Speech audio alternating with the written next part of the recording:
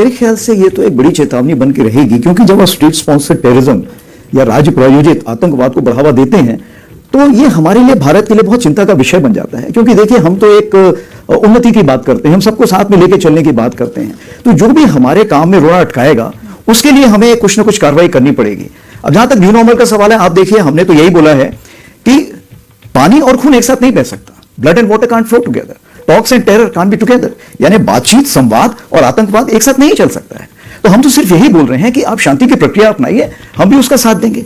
जब तक ये नहीं होगा तब जो आतंकवादी हैं या उनके आका हैं वो हमारे लिए समान मान है। दूसरी चीज ये है, जो भी आतंकवादी को बढ़ावा देगा हम उसको जवाब देंगे, और हमारे पास बैरन चिट्ठी भी आई तो भी हमें पता है कि जवाब किसको देना है, हमें उसकी चिंता नहीं है। और जहां तीसरी बात है कि जहां तक आप ब्लैकमेल करना चाहते हैं हमें किसी चीज के लिए, मेरे ख्याल से भारत अभी इतना संपन्न है कि हम किसी ब्लैकमेल से डरने वाले नहीं हैं। तो आपका असेसमेंट क्या है इसके, जो रिजल्ट्स रहे उसका आकलन क्या है? और सिंदूर 1.0 अगर मैं कहूं 1.0, तो देखिए, मैं तो ये कहना चाहूंगा कि मूवी शुरू भी नहीं हुई थी, सिर्फ एक ट्रेलर दिखाया गया था और ट्रेलर के बाद 88 घंटे में वो ट्रेलर खत्म हो गया था। तो आगे आने वाले हालात कैसे होंगे ये, इसके बारे में हम पूरी तैयारी करके बैठे हुए हैं, और अगर कोई ऐसा हमें मौका देता है पाकिस्तान, तो हम उसका भरपूर एक शिक्षा प्रदान करना चाहेंगे उसको कि कैसे एक जिम्मेवार नेशन को अपने पड़ोसियों से बिहेव करना चाहिए। तो अगर हम एक ऑनगोइंग ऑपरेशन की बात करते हैं तो इंडियन आर्मी उन चैलेंजेस के लिए हमेशा तैयार है।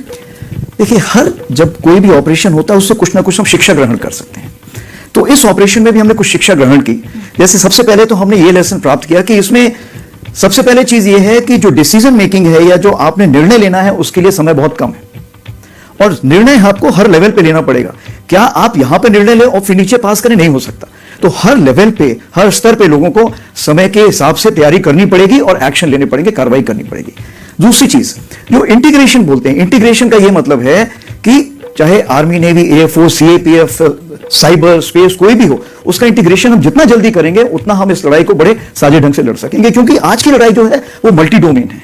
अगर मैं बोलूं सिर्फ आर्मी अकेले लड़ सकती, नहीं लड़ सकती, हम सबको मिलकर लड़ना पड़ेगा। जो सैटेलाइट है वो बताएगी कि कौन कहां पर बैठा हुआ है, और जो उसी प्रकार से जो हमारे साइबर हैं उसका ये है कि क्या मुझे एक, मान लीजिए एक ड्रोन आ रहा है, तो ड्रोन के लिए क्या मुझे फायर करने की जरूरत है या मैं उसको इलेक्ट्रोमैग्नेटिक स्पेक्ट्रम या कि लेजर से किल कर सकता हूं। तो बहुत सारी चीजें हैं जो इतनी आपस में घुल मिल गई हैं कि हमें उसमें साथ में बैठ के सोच विचार करना पड़ेगा। तीसरी चीज ये है कि लड़ाई कितने दिन चलेगी ये आज हम नहीं बता सकते हैं। हमने तो लड़ाई तकरीबन मान लीजिए 88 घंटे में की, कल कोई 4 महीने भी चल सकती, 4 साल चल सकती है। इस चीज को मद्देनजर रखते हुए क्या हमारे पास साजो सामान है उस लड़ाई को लड़ने के लिए, क्या उसके लिए शस्त्र हैं? अगर नहीं है तो उसकी हमें तैयारी करनी पड़ेगी। हमें यह देखना पड़ेगा कि हमें 4 साल की लड़ाई तक के लिए भी तैयारी करके रखनी पड़ेगी।